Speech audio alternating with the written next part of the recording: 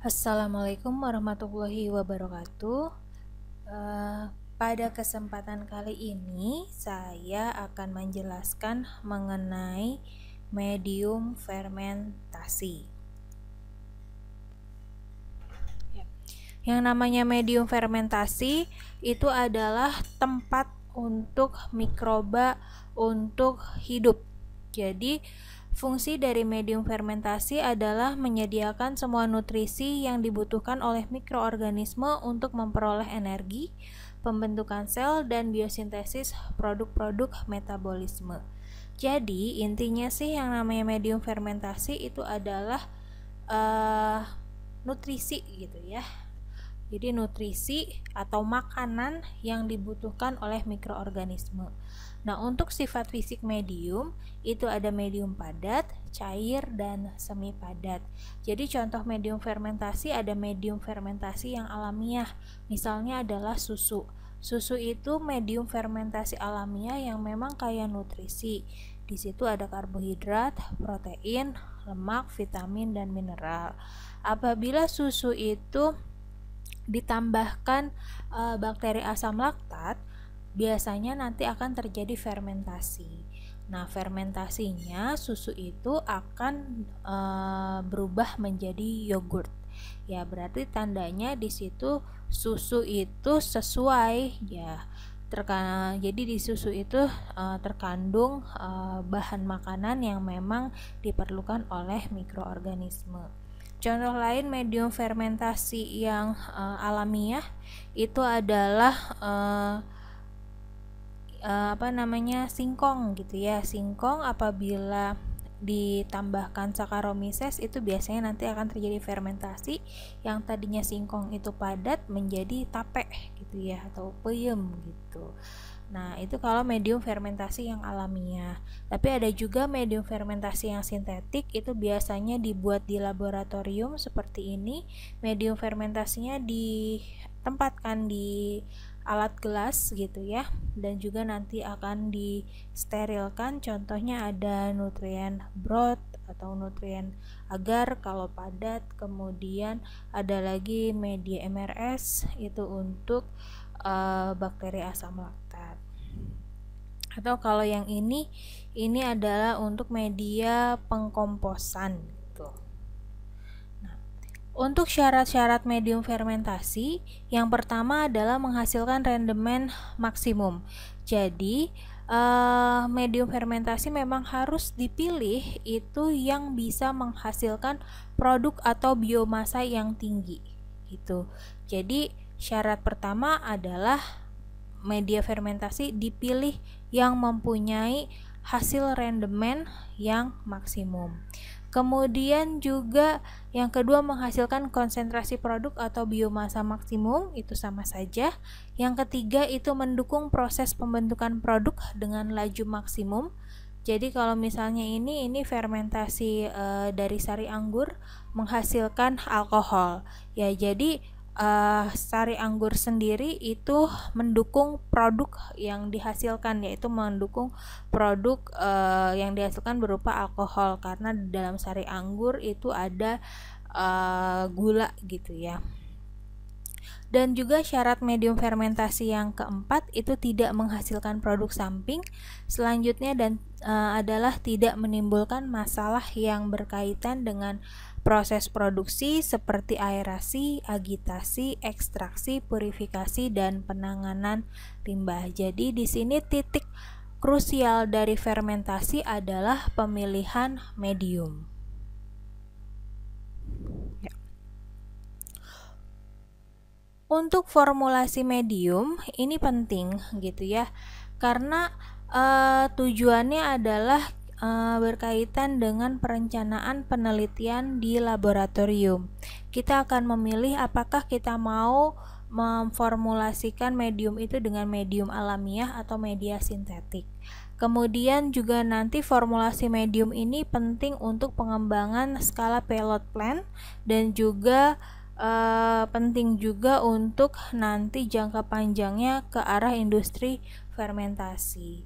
Jadi di sini yang namanya medium, jadi komponen medium itu itu harus memenuhi kebutuhan elemen dasar untuk pembentukan biomasa dan produk fermentasi, dan juga harus bisa menyediakan energi yang cukup untuk biosintesis dan pemeliharaan sel. Ya, jadi intinya yang namanya medium itu kan makanan dari si mikroba. Nah, makanan dari si mikroba itu harus lengkap. Ya, harus lengkap. Nah, jadi harus ada sumber karbon, harus ada sumber nitrogen, dan juga unsur makro dan mikro lainnya gitu ya, sehingga nanti bisa dihasilkan biomasa. Biomasa itu adalah selnya yang cukup banyak rendemennya, dan juga produknya juga yang dihasilkan harus cukup banyak. Jadi ini adalah untuk formulasi medium. Jadi intinya yang namanya medium itu harus cukup zat gizi atau cukup nutrisi, karena memang medium ini komponen atau elemen dasar buat pembentukan biomasa dan produk fermentasi. Jadi benar-benar kita harus pilih medium mana yang tepat untuk fermentasi kita. Oke.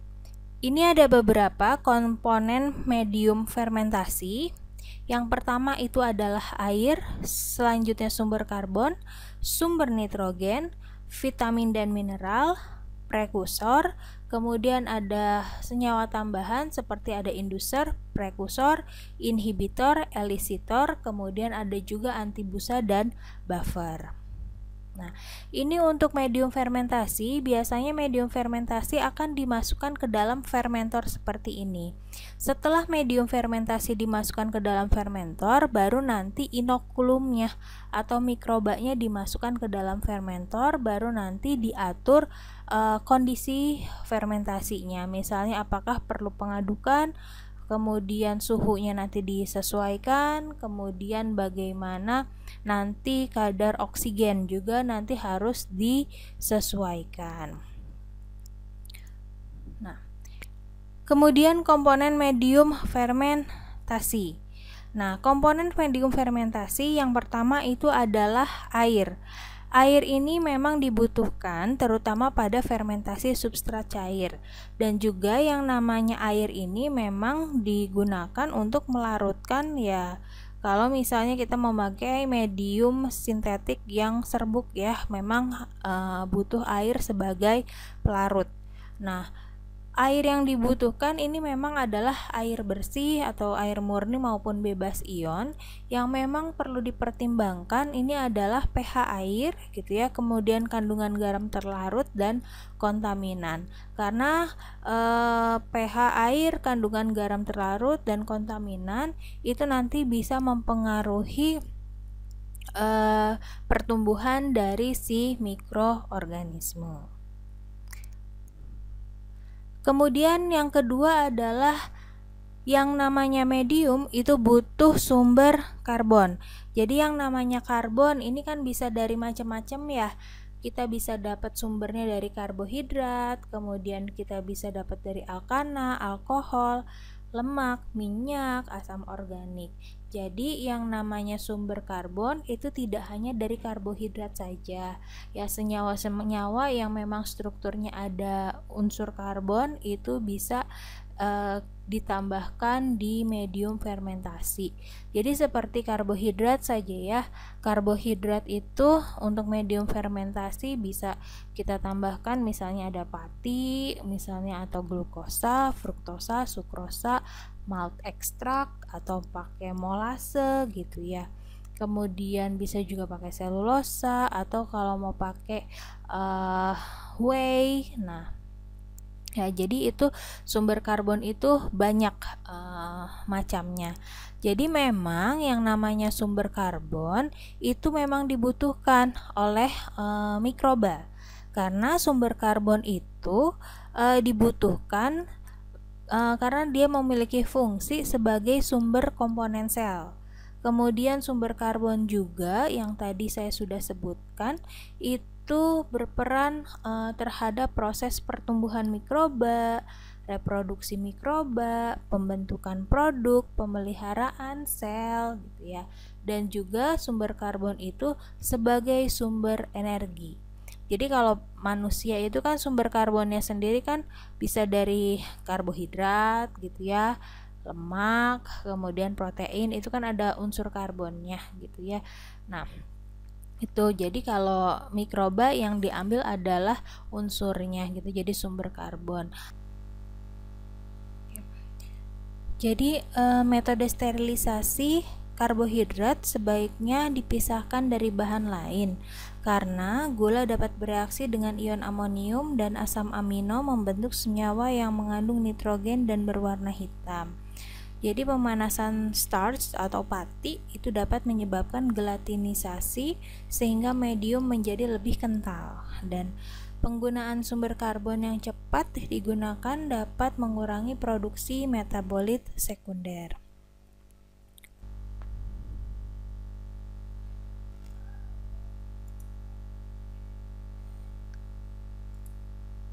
Selanjutnya adalah sumber nitrogen. Kalau sumber nitrogen itu bisa berupa nitrogen anorganik maupun nitrogen organik. Sumber nitrogen ini memang dibutuhkan untuk pertumbuhan sel. Nitrogen anorganik bisa diambil dari gas amonia, gas amonium, kemudian garam nitrat. Kalau nitrogen organik itu biasanya disuplai dalam bentuk asam amino, protein maupun urea. Jadi kalau nitrogen organik itu bisa diambil dari limbah cair jagung, tepung kedelai, tepung kacang tanah, tepung biji kapas, limbah rumah potong hewan, atau juga hidrolisat kasein, tepung ikan, dan ekstrak ragi. Untuk sumber nitrogen itu yang tadi, kemudian kita akan lanjut ke sumber mineral. Sumber mineral memang dibutuhkan oleh mikroba. Jadi ada makromineral dan juga ada mikromineral. Memang berbeda dari segi jumlahnya.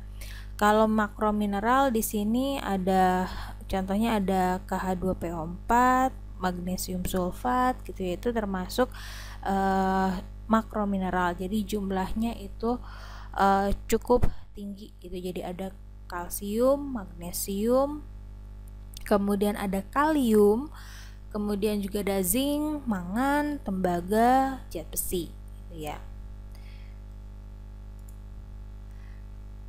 Kemudian sumber vitamin. Sumber vitamin juga dibutuhkan oleh mikroba. Jadi mikroba juga membutuhkan vitamin, dan vitamin ini umumnya tidak perlu ditambahkan karena sudah terkandung dalam sumber nitrogen dan sumber karbon. Jadi misalnya pada produksi vinegar itu biasanya ada penambahan kalsium pantotenat gitu, supaya memproduksi vinegar secara optimum. Kemudian kalau mau memproduksi asam sitrat atau L-lisin, itu biasanya ada vitamin yang ditambahkan, itu adalah biotin.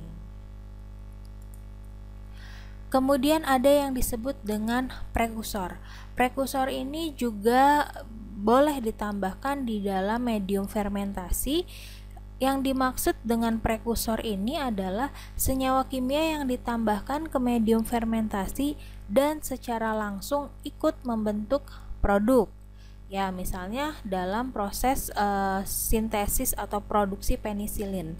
Ya, yang seperti kita ketahui, yang namanya penisilin ini kan antibiotik yang dihasilkan oleh Penicillium chrysogenum.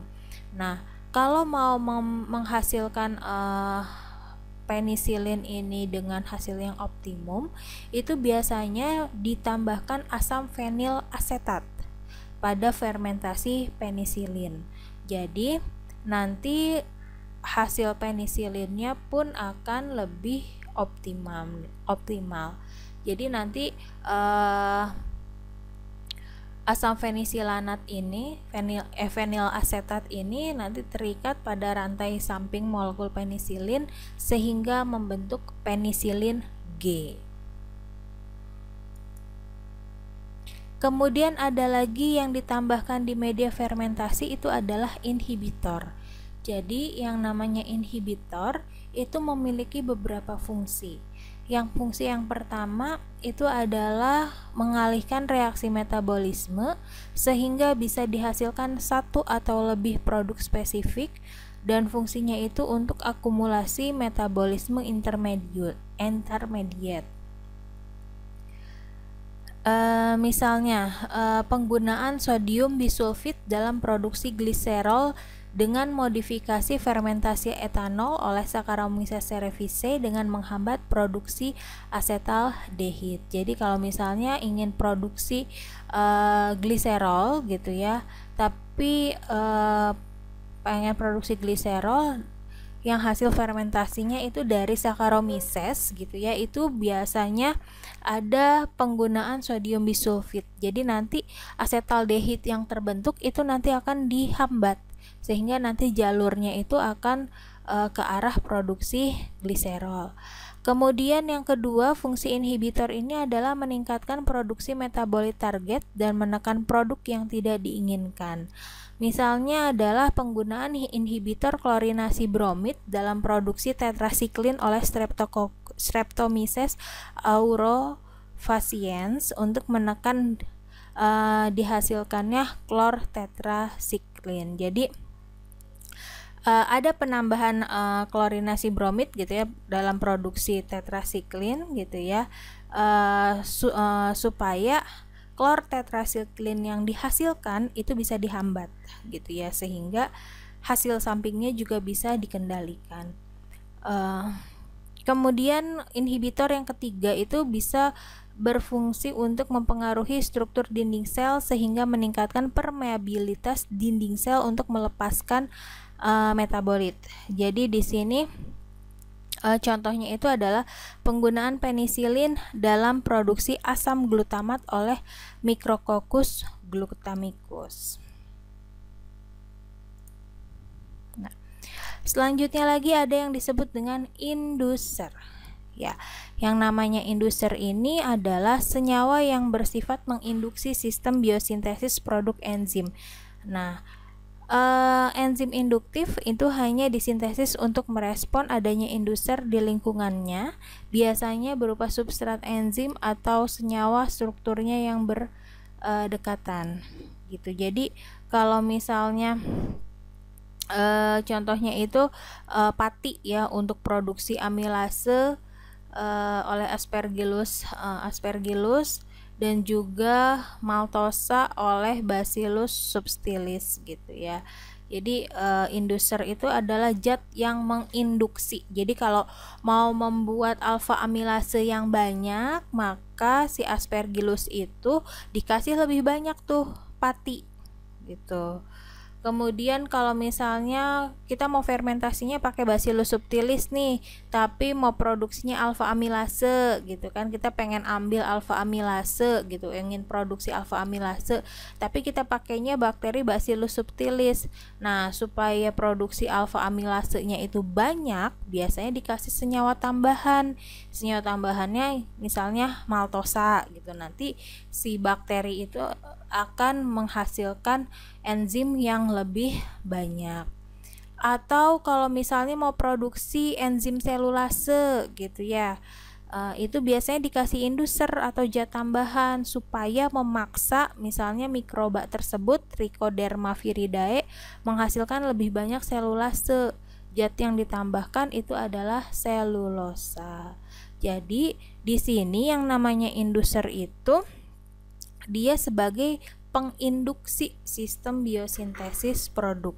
Kalau nggak ditambahin gimana? Bisa saja terjadi enzim tersebut, tapi tidak banyak gitu ya. Jadi di sini untuk senyawa yang bersifat menginduksi atau inducer itu tujuannya itu diberikan terus gitu dalam konsentrasi rendah agar enzim yang kita pengen gitu tetap disintesis selama fermentasi gitu ya. Jadi diharapkan substrat inducer itu harus selalu ada dalam medium fermentasi. Jadi intinya inducer itu adalah penginduksi gitu. Kemudian ada juga yang disebut dengan elisitor. Elisitor ini adalah senyawa yang dihasilkan oleh mikroorganisme yang membantu mensekresikan produk target dari sel tumbuhan. Contohnya, dihasilkannya isoflavonoid pada kultur sel kedelai oleh senyawa elisitor yang dihasilkan oleh fungi patogen Phytophthora megasperma. Nah, itu. Kemudian di dalam media juga bisa ditambahkan anti busa. Jadi pada saat fermentasi kan suka terbentuk busa ya. Busa ini muncul karena akibat adanya protein yang terdenaturasi pada permukaan medium dan udara. Nah, makanya untuk mengontrol busa ini bisa ditambahkan senyawa anti busa. Jadi senyawa anti busa ini merupakan agensia surface aktif gitu yang sifatnya itu dia mengurangi tegangan permukaan. Caranya itu dengan cara mengikat busa nih gitu. Jadi sehingga bisa mengurangi pembentukan busa. Jadi kontrol busa sendiri dalam proses fermentasi ini bisa macam-macam ya, bisa kita modifikasi gitu medium komposisi mediumnya, kemudian kita juga bisa pakai pemecah busa atau kita juga bisa pemberian anti busa. Jadi kalau anti busa itu kan contohnya itu kita bisa pakai alkohol, ester asam lemak dan turunannya, bisa pakai silikon ataupun bisa pakai sulfonat. Kemudian yang harus diperhatikan dalam medium fermentasi ini adalah oksigen. Jadi oksigen ini diberikan bagi fermentasi mikroba yang sifatnya adalah aerob. Nah, oksigen ini diberikan dalam kondisi steril atau dalam bentuk oksigen murni. Nah, kalau kebutuhannya itu memang tiap mikroorganisme itu bervariasi, tergantung pada sumber karbon yang digunakan. Jadi, sumber karbon yang cepat di metabolisme itu konsentrasi oksigennya itu harus dibutuhkan memang lebih tinggi gitu ya. Jadi sumber karbon yang cepat di metabolisme dalam konsentrasi tinggi dapat mengurangi oksigen. Nah, busa dan viskositas tinggi dapat mengurangi transfer oksigen. Jadi kalau misalnya ada busa terus medianya terlalu kental, nah oksigennya itu atau kemampuan daya transfer oksigen itu akan berkurang. Kemudian buffer. Buffer ini juga bisa ditambahkan di medium fermentasi. Ini fungsinya untuk mempertahankan atau menjaga pH medium. Biasanya pH medium dipertahankan sekitar netral. Contohnya kalsium karbonat, garam fosfat, protein, pepton, dan asam amino. Jadi memang tujuan buffer ditambahkan dalam medium fermentasi supaya menjaga pH gitu ya. Selanjutnya ini adalah jenis-jenis media berdasarkan sifat fisik media. Jadi kalau di sini bisa dilihat ini ada beberapa media disimpan dalam berbagai macam ya, ada di dalam cawan Petri, ada di dalam tabung reaksi, kemudian ada di dalam botol. Nah, jadi media sendiri ini macam-macam, ada media padat, semi padat, media cair atau difasic medium. Jadi kalau media padat ini kategorinya adalah media yang bentuknya padat karena ditambahkan agar. Nah, agarnya ini punya konsentrasi, biasanya konsentrasinya 1,5% gitu ya. Nah, kemudian kalau misalnya media semi padat ini dia kategorinya medianya kenyal gitu, kenyal. Jadi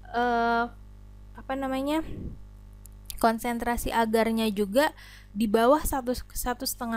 Jadi kalau media semi padat karena dia kenyal gitu, konsentrasi agarnya hanya 0,3 sampai 0,4% tuh ya. Kalau media cair, nah kalau media cair ini beda lagi. Media cair ini dia tidak ada agar sama sekali. Contohnya seperti nutrien broth, lactose broth gitu ya. Ada lagi diphasic medium. Diphasic medium atau medium 2 fase ini adalah medium itu dasarnya itu adalah media padat atau agar. Kemudian di atasnya ada lapisan lagi, entah itu lapisan cairan ataupun lapisan gel. Nah, ini untuk media pertumbuhan ada di tabel ini. Jadi untuk media cair ini memang ada beberapa, ada kaldu nutrisi atau disebut dengan nutrient broth. Nutrient broth ini fungsinya sebagai media pengayakan dan pembiakan. Nah, beda lagi kalau misalnya kita punya kaldu darah. Kaldu darah itu adalah media pembiakan yang untuk melihat sifat hemolisis. Kemudian ada lagi pepton dilution fluid atau air pepton. Ini merupakan media pengayaan atau media perbanyakan mikroba. Kemudian ada lagi media cair kaldu empedu gitu ya. Itu fungsinya sebagai media pembiakan bakteri enterik atau bakteri yang ada di dalam usus gitu. Kemudian ada juga gula pepton. Nah, gula pepton ini fungsinya sebagai media untuk fermentasi gula. Nah, tadi yang saya sudah bilang ada yang disebut dengan media semi padat ya. Jadi agarnya itu konsentrasinya tidak terlampau tinggi karena memang media semi padat ini fungsinya adalah untuk melihat gerak bakteri. Nah, yang lainnya ada media padat ya. Kalau media padat di sini ada agar nutrisi, ada agar darah, ada agar endo gitu ya. Ada juga eosin metilen blue agar, ada salmonella shigella agar, kemudian ada thiosulfat sitrat bile itu atau agar darah telurit.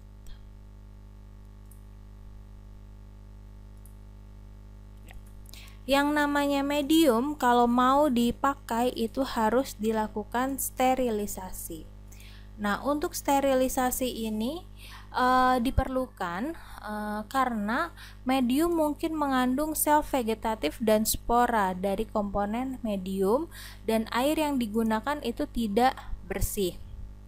Ya, jadi makanya ini dibutuhkan yang namanya sterilisasi karena alasan seperti itu ya. Jadi bisa aja media itu ada sel vegetatif atau spora atau airnya nggak bersih. Nah, itu memang harus dilakukan sterilisasi. Nah, faktor-faktor yang mempengaruhi keberhasilan sterilisasi itu adalah jumlah dan jenis mikroorganisme dalam medium, kemudian morfologi mikroorganisme, komposisi medium fermentasi, kemudian pH dan ukuran partikel tersuspensi.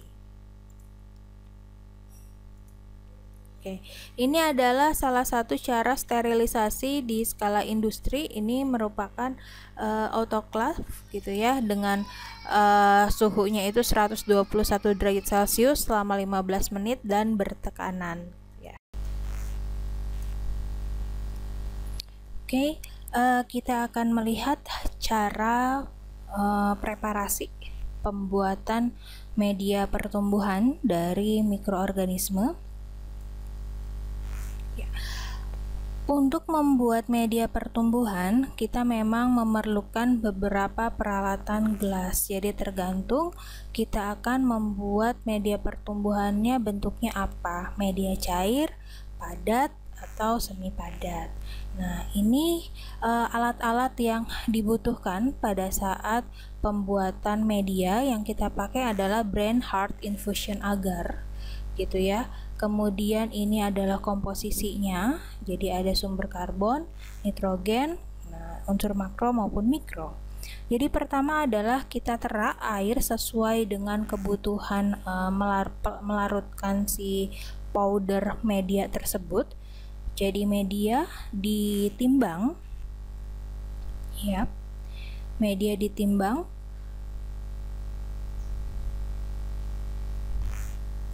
Kemudian media dimasukkan ke Erlenmeyer dan ditambahkan air. Nah, kemudian diaduk ya dengan magnetic stirrer. Biasanya pengadukan seperti ini disertai di atas hot plate, jadi ada dipanaskan ya, sekalian dipanaskan. Kemudian nanti dimasukkan ke dalam hot plate kembali ya untuk dipanaskan, lalu nanti ada penutupan ya, penutupan.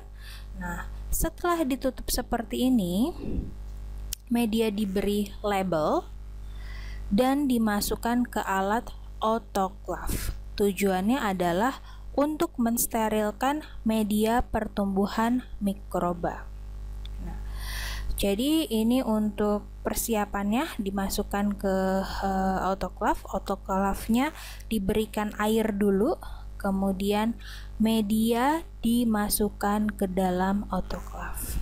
Nah, autoclave ini adalah sistem sterilisasi dengan pemanasannya suhunya itu 121 derajat Celcius selama 15 menit dan bertekanan. Nah, tujuannya adalah untuk memusnahkan atau membunuh mikroba. Jadi, media yang kita dapatkan atau media yang kita siapkan ini itu benar-benar steril. Nah, yang ini adalah media cair gitu ya. Nah, media cair ini setelah di autoclave gitu ya. Nah, kalau yang ini adalah media padat karena akan dimasukkan ke dalam cawan Petri gitu. Jadi ini media padat. Jadi kalau sudah memadat bentuknya seperti ini, kalau belum memadat bentuknya cair gitu ya. Ya itu. Jadi ini adalah cara pembuatan media pertumbuhan di laboratorium. Oke, sekian pemaparan saya kali ini. Terima kasih atas perhatiannya. Assalamualaikum warahmatullahi wabarakatuh.